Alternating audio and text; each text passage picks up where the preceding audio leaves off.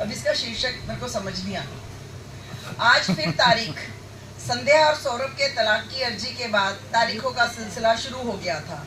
बस बात भी कुछ बहुत ज्यादा नहीं थी, परंतु 4-5 साल इकट्ठे रहने के बाद आखिर तय हुआ अब और ज्यादा साथ चलने की हिम्मत नहीं थी। रिश्तेदारों ने भी खूब आग में घी डालने का कार्य किया। सबके अपने अपने मुद्दे थे। लगता मानो लड़ाई संध्या और सौरभ की ना होकर बाकी लोगों के अहम की जंग थी। हर बार मिलते एक दूसरे से देखकर आंखें फेर लेते, फिर आक्षेप प्राक्षेप का दौर चलता। नफरत की निगाहों से देखते, अपने अपने रास्ते चल पड़ते। नन्ही सी मुनमुन मेरा हाथ थामे चलती, कभी रूठी कभी जिद करती, हर बार कुछ प्रश्न पूछती और मेरी तरह ही बिना सवालों के हल लिए घर चली आती। मेरा मन आज सुबह से ही परेशान था। आज लग रहा था इस केस का अंतिम निर्णय सुना दिया जाएगा। जिस मार्ग पर मैं चल पड़ी, ऐसा शायद मैंने भी नहीं चाहा था। अब इस ईगो की लड़ाई में पीछे होना नामुमकिन था। कटघरे में खड़ी मुझे वकील कुछ प्रश्न पूछे, मैंने भी कुछ झूठे सच्चे जवाब दे दिए। हर किसी का वकील उसको पहले से रटा कर लाता है। फिर सौरभ की बारी आई। आखिरी बार जज ने फिर पूछा, यह तुम्हारा आखिरी फैसला है? हाँ जज साहब, पिछले 1 वर्ष से चप्पलें घिस रहा हूँ। सौरभ ने माथे पर पसीना पोंछते हुए बोला। तो ठीक है। जज ने कागजों पर मोहर लगाते हुए दोनों को कुछ कागज पकड़ा दिए। इस बार कुछ राहत की सांस थी तो सब चाय पीने कैंटीन की तरफ चल पड़े। आज रिश्तेदार कुछ कम थे। तलाक हो चुका था तो एक खुशी होनी चाहिए थी जो नदारत थी। ऐसे लग रहा था मैं तो जीत कर भी हार गई। बधाई, तुम यही तो चाहती थी, सौरभ ने बोला। कॉन्ग्रेचुलेशंस, तुम्हारी भी तो इसी में सहमति थी। हम कैंटीन में एक दूसरे के सामने बैठे हुए थे। यह भी एक इत्तेफाक था। आज एक दूसरे के प्रति नफरत या गुस्सा नहीं था, एक अजीब सी खामोशी और मौन पसरा हुआ था। तुमने मुझे चरित्रहीन बोला। एक औरत के पास यही उसकी पूंजी होती है। मैंने रुंधे गले से अपने मन की बात कह दी। हाँ, नहीं कहना चाहिए था मुझे, पर मेरे पास कोई और चारा भी नहीं था।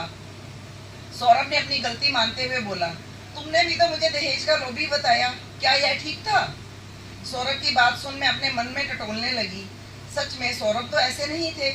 मेरी आंखों से आंसू बहने लगे। हम अपने स्वार्थ में इतने अंधे हो जाते हैं, पता ही नहीं होता क्या कर रहे हैं। अच्छा एक बात बताओ, तुम्हारा कमर दर्द कैसा है?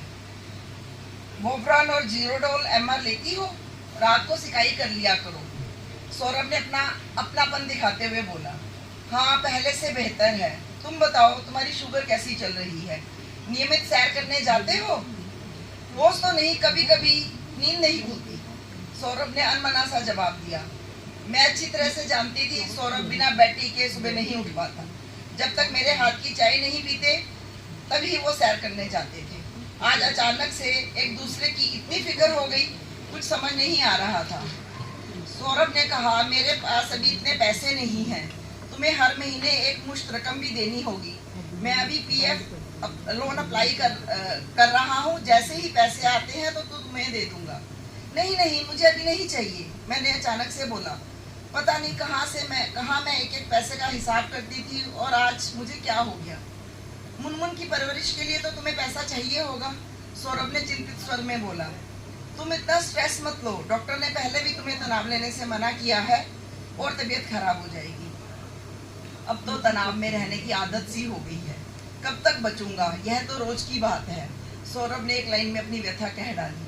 ऐसे लग रहा था जिस निर्णय के लिए हम पिछले 1 वर्ष से लड़ रहे थे, जब उसका नतीजा आया तो हम उसे एक्सेप्ट नहीं कर पा रहे थे। अचानक से सौरभ ने बोला, क्या हम फिर से साथ नहीं रह सकते? क्या? मैं अचंभित। कैसे संभव है? तलाक तो हो चुका है, मैंने बोला। सौरभ ने झट से उस कागज के 2 टुकड़े करते हुए बोला, हम चाहे तो सब संभव है। रिश्ता तोड़ने के लिए इस कागज की जरूरत है, जोड़ने के लिए नहीं। आंखों से आंसू बह रहे थे, मानो परी कथा सी लग रही थी। आसपास बैठे रिश्तेदारों को कुछ समझ में नहीं आ रहा था और सौरभ मेरा हाथ पकड़कर एक नई मंजिल की ओर चल दिया। Very good, very good.